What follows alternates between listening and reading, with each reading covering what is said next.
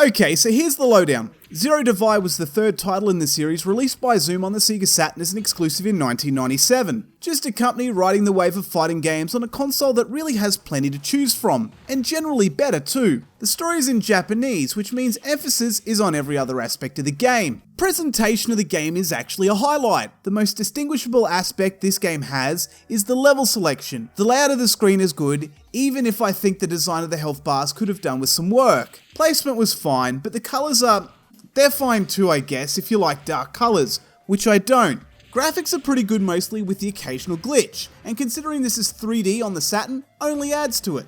It's not as strong as Dead or Alive or Virtua Fighter, but graphically speaking, it's still very strong. The colours I thought were a little dark and uninteresting, but the polygons and shading were okay. Animation was pretty good too. Sound wasn't bad, but it wasn't great either. Nothing particularly memorable, but the sound effects give us a strong robot combat vibe. Gameplay is very standard to a fault. It's not bland, it's just that it's not very thrilling either. The fighting styles of all the characters feel a little samey. Technically it's fine with the controls being reasonably snappy and the button config being about right. It's probably a little bit better than the sum of its average parts. The only thing that removed me from the experience a little was the feeling these cyborgs felt more like people with a robot skin over the top. Replayability is in the form of a 2-player, but we also have 1-player versus time attack and replay mode.